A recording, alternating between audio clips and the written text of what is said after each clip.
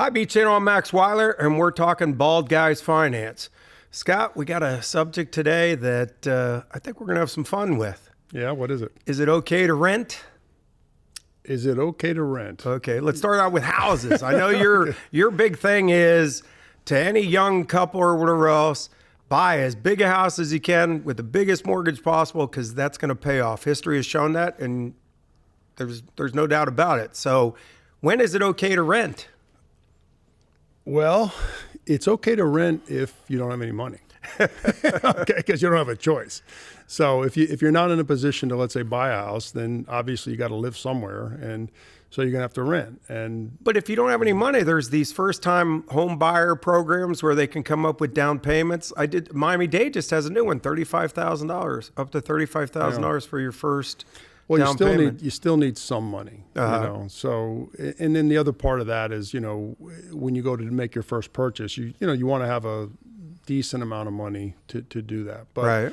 20%. Yeah, even less than that as a first-time home buyer. But by way of example, I came back from college and I moved into an apartment in Coconut Grove for $300 a month, which for me, single guy, very focused on creating wealth and building wealth, I wanted to keep that expense as low as possible. So some people watching now are going $300 a month. They just fainted. They're paying $3,000 a month in the Grove right now. This was in the 80s, so early 80s, and it was not a luxurious place to say the least. But where people will make mistakes is they'll rent something that's above their means. And again, this goes back to what are we doing here? Are we trying to show that we're I got a friend of mine who's renting this beautiful apartment in Miami Beach, and I can only imagine what he's paying, and candidly, he probably shouldn't be in an expensive place like that, right? Knowing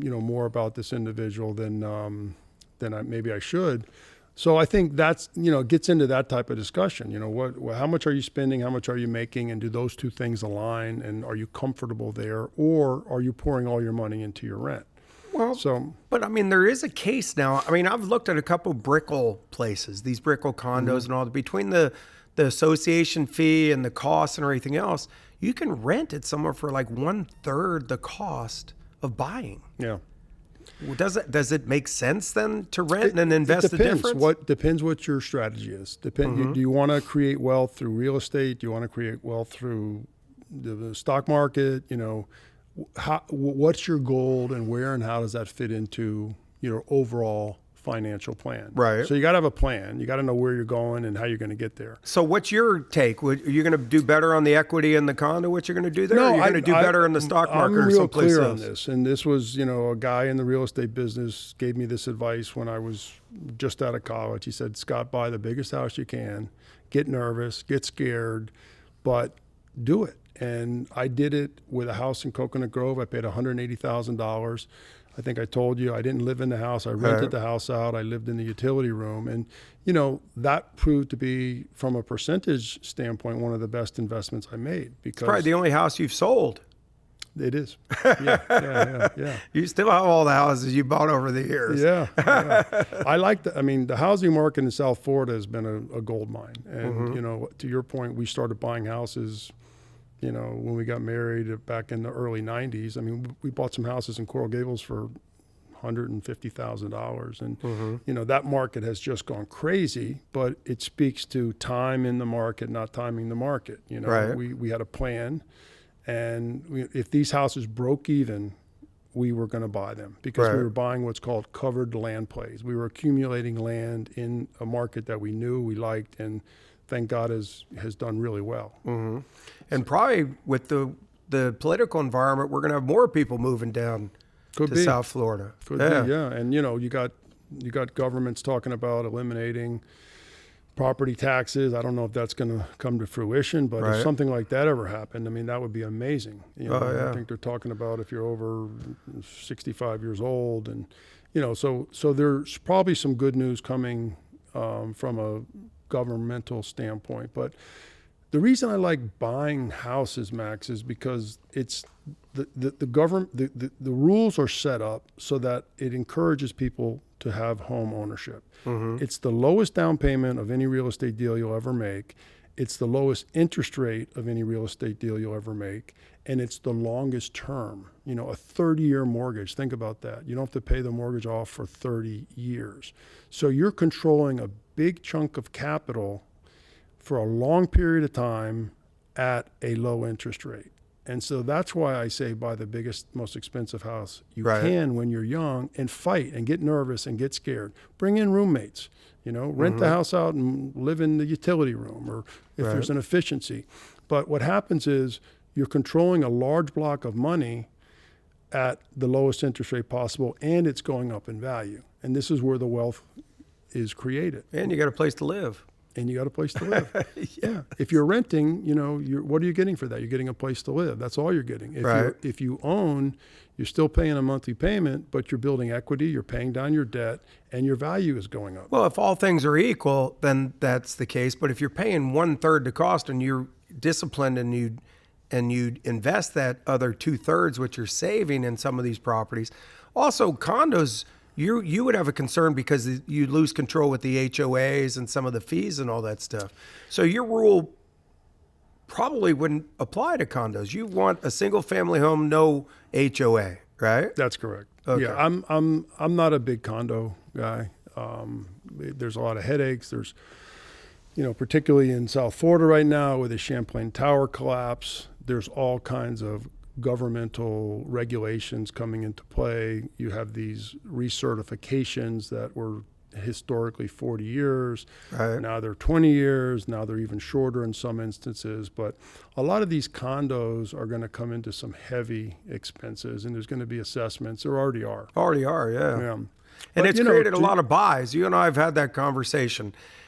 When there's tragedy like this and everything else, and there's overreaction, there's opportunity. Yeah.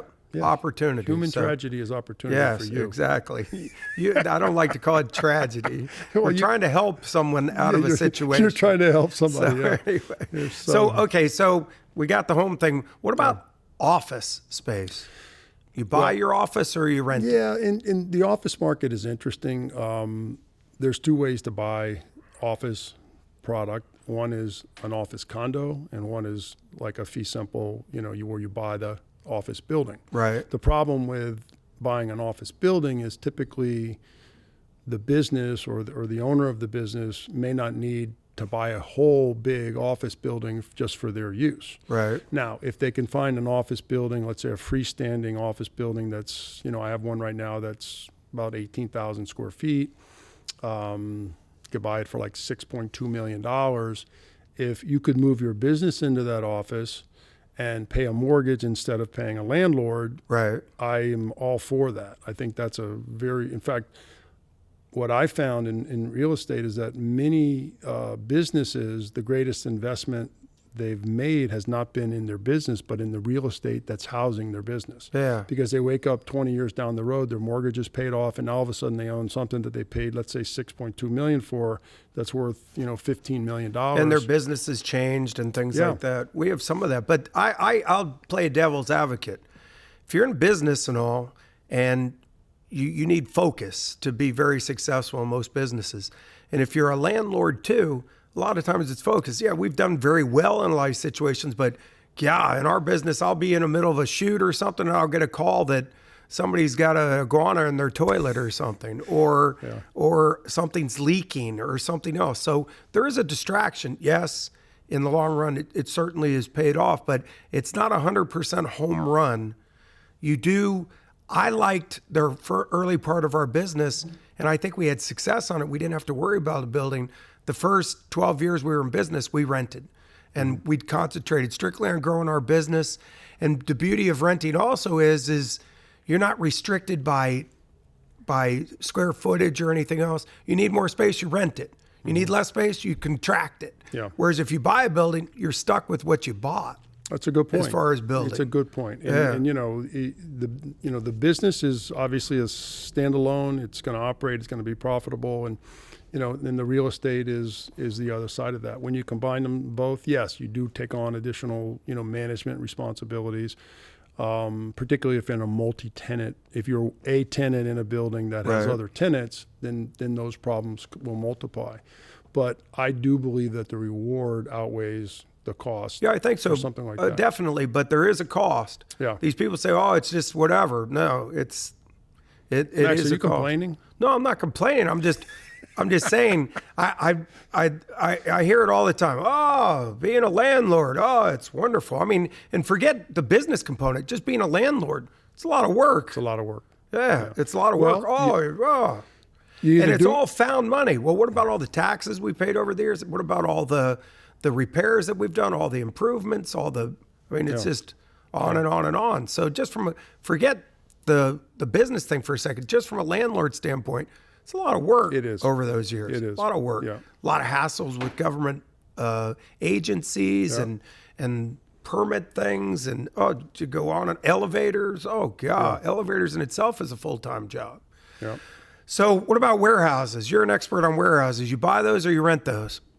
I think it's the same scenario. I think if you're, again, I started out and spent 25 years in the industrial warehousing market, and what I found was at the end of, let's say, the business life cycle, I dealt with many owners that had good, successful businesses, but their real wealth was created in the ownership of their facility. Mm-hmm. And then what they would either do is they would either sell it to an investor, or they would rent it, or they would sell their business and then still maintain and own the real estate and charge the new buyer of the business oftentimes a high rental rate. So you think that's a South Florida phenomenon, or No. like our people who are listening in the Midwest or something? No, you this think they'd is- have the same thing?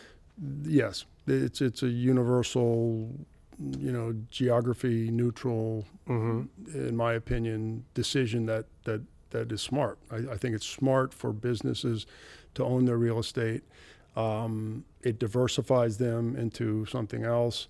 But a lot of business plans don't center around that. Like if you look at, the Teslas of the world or the Amazons, they're using their capital for other things. They're pouring their capital back into their business because they're getting a higher return and they know it, they can control it. So they lease all their facilities. Yeah, a lot of times when they own property, they sell it and lease back. Yeah. Yeah. Because they don't want to be in the real estate business. They don't want to be a landlord is what they don't want to be. Yeah. All the stuff what they're doing, because there is Well, and their work to be their done on that. returns are higher, or have been. We'll see what happens going forward. But their return on capital on their equity has been higher than a traditional real estate deal. And they know what they're good at. Yeah, Yeah, they know what they're good yeah. at. So they're saying, look, we need facilities, but we're not in the real estate business, so we're going to buy more chips, or we're going to invest in infrastructure or data storage. And so they're putting their money back into their respective business instead of real estate. Okay. So let's go to some items what are more in line with what more people would possibly rent. And in this case, lease. Cars. Are you we've already said we're not big on buying new cars because depreciation is terrible. Yeah. I think leasing, especially these subsidized leases, we've talked about it before. I think they're good. I do too. I like leasing. I mean, in my industry, it's important to have a respectable car. If someone's starting out in the real estate business, you don't want to show up in one of your cars, one of your 300,000 mile turbo diesel Mercedes. You want to have something that reflects that you're successful and you can afford a nice Right. or newer car. It doesn't have to be super nice, but but I think for a young person, I think leasing is a really good way to go. You don't have to tie up a lot of capital.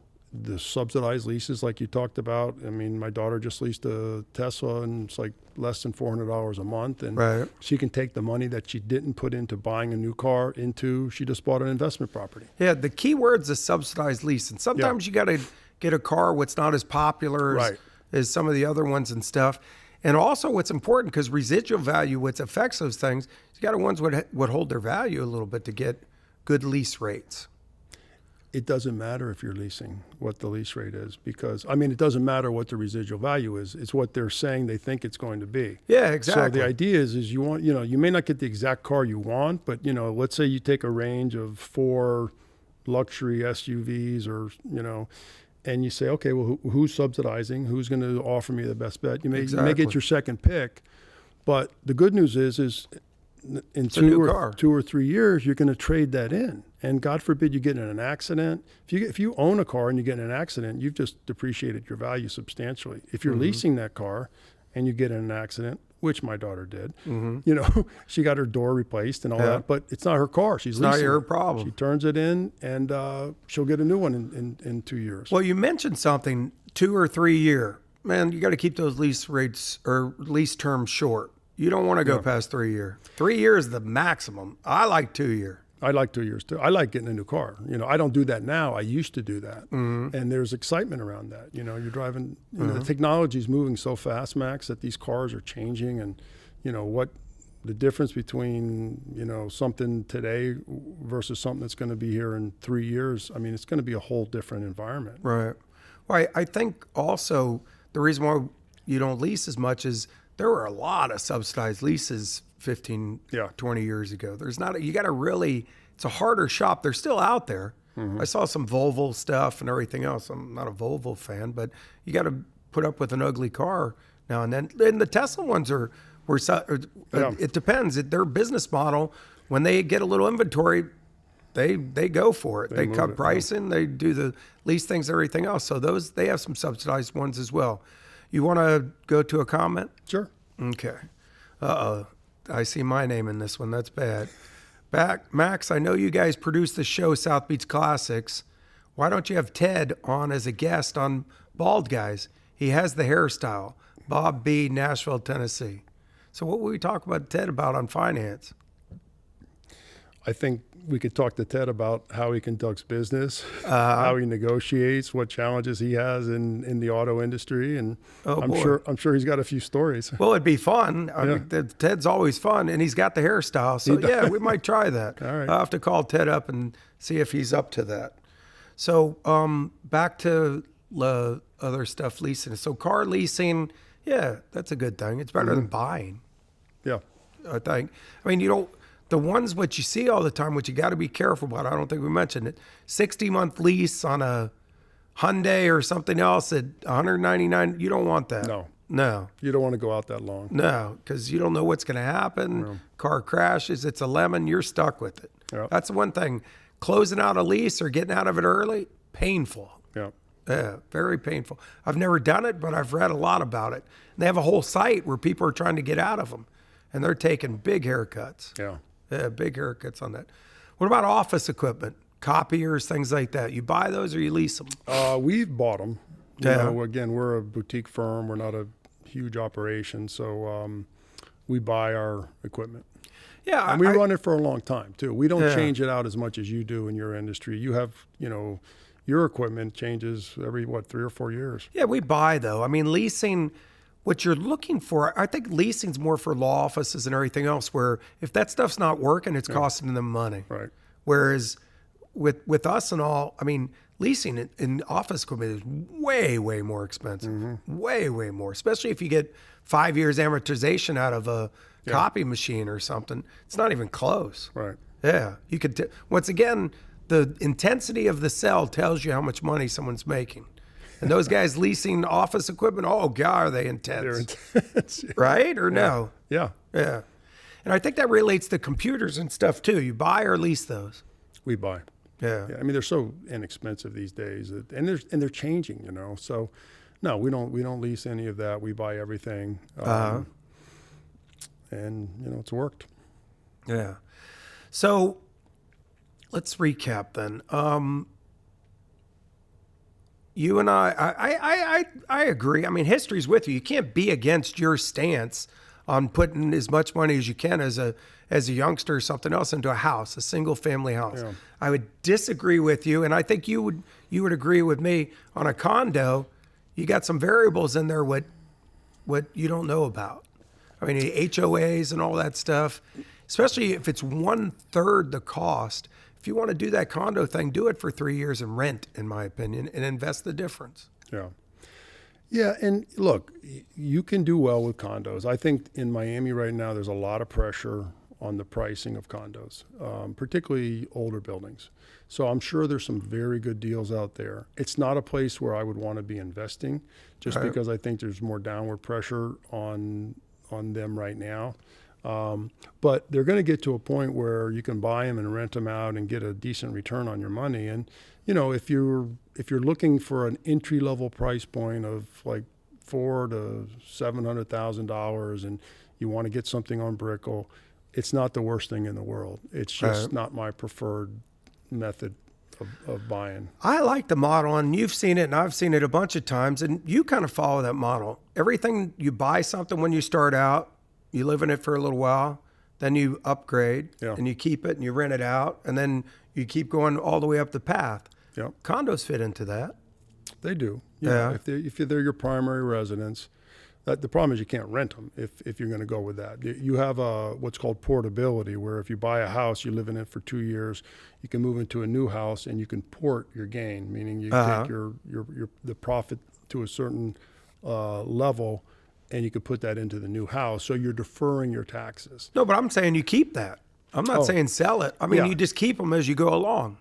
Yeah, exactly. Yeah. No, I hear you, Max. Yeah. If that's your business, like I said, there's a... Even if it's not your business, I mean, the mistake, I had a number of people that I knew in 90s, whatever, they had 3 or 4 houses, and they made the mistake in 2000 getting all crazy on some of these new condo things, where you'd put a deposit down on a condo that was coming along in 6 months, and by the time it was finished, you could sell it for double.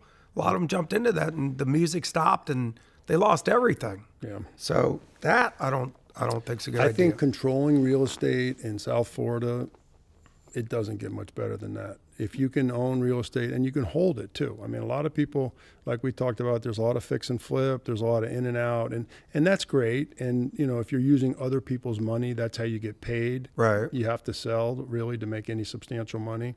But if you're looking to grow your net worth and you can start acquiring and building a base of properties in Miami and South Florida, I don't know of a better investment than South Florida real estate. Well, you started warehousing or warehouse real. So would you tell somebody who wanted his business to go, that's industrial, right? I think all product types down here. In commercial real estate, you have industrial, you have office, you have multifamily, and you have retail. But office condos has not been office condos good, are right? what I call being at the top of the pyramid. With that, I'm not a big fan of. Why office don't they condos. go up? Why are they so flat?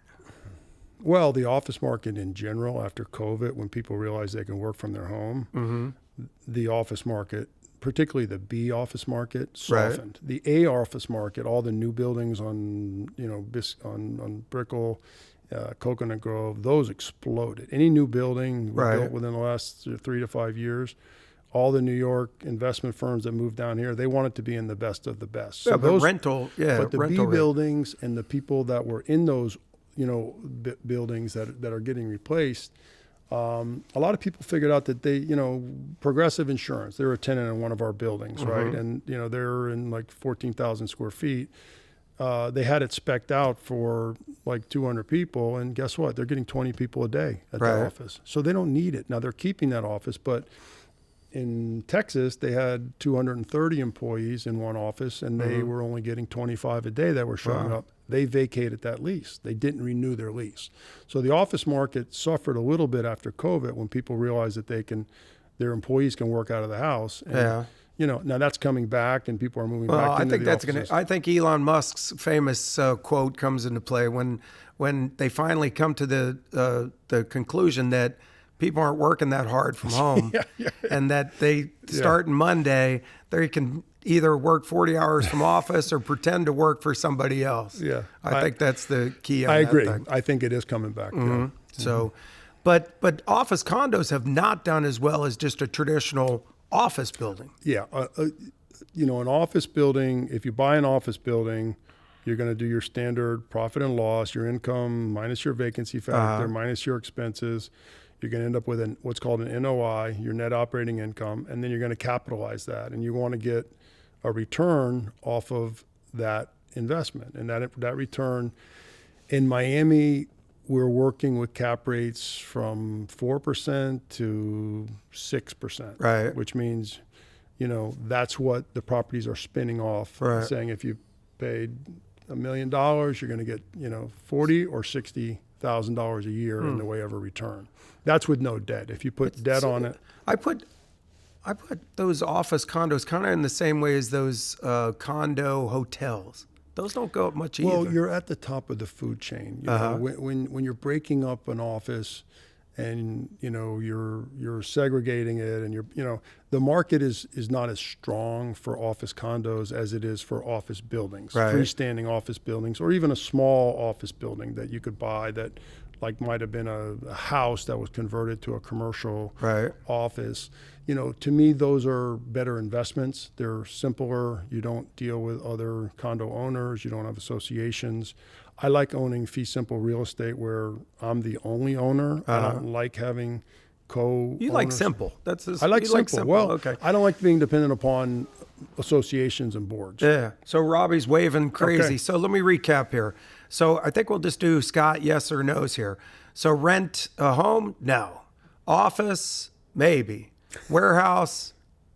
Maybe. Own. Car? Own, yes. Yes. Or no. No rent. Car? Yes. Office equipment? Yes. No. Buy? No. No. So it's all no except for car. Yeah. For Scott. Okay. So you want to own? I want to own. Yeah. Yes. I like you want to own. Yeah. Except the depreciation stuff, you don't want to. Yeah, and the big depreciation stuff and the luxury items, you don't want to finance those things. You don't want to put debt on depreciating assets. You want to put debt on appreciating assets. Well, there's a famous quote, or some guy talked about I put my money into things that appreciate, and I lease or I rent the stuff that depreciates. Yeah, and there's an argument on, and you and I both wouldn't follow through on this, but what do you do with a vacation home? Do you rent? Do you rent your vacation? And I've always subscribed to the theory that you rent your vacations, even though we just built a home and you have, I know, a place in Colorado. Yeah. But we know in this case we're going to go to those frequently. It's right. We're going to be we know we're going to use it. It's a proven vacation home. Yeah. But normally I would recommend to people to rent their vacations because. Yeah. You buy something in a different state and it's like you have to go there every year. And at some point you may not like that or, things happen. So I always encourage people to rent their vacations, at least until they have established what it is that they really want to do. I don't know. I don't know. Hutchinson, Robbie's going to go crazy here because we're going over, but Hutchinson, your place in Hutchinson, you'd like that town, the whole feel and all that. I like Winter Park, Colorado. Yep. I want to get to know the town. I've been going there for 30 years. I still find new stuff every time I go. Yeah. And that whole area I can go cover. Love it. Yeah. And I don't have to deal with, but you this vetted place it, is, I don't like this place. You vetted it out. You checked it out. You probably went there a few times. And so, you know what you're getting into. No, I'm stuck in my ways. Just admit it. I'm stuck in my ways or whatever else. I don't want anything new or different or whatever else. Yeah. So as far as buy that house, get as much house as you can. History says that you'll do fantastic. Yes.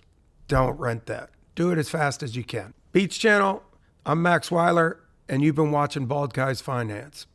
If you enjoyed today's episode, don't forget to like the video, follow the channel, and leave a comment. Scott loves comments. Watch Bald Guys Finance on the Beach Channel, on YouTube, Spotify, and Facebook. Follow our Instagram and TikTok for more.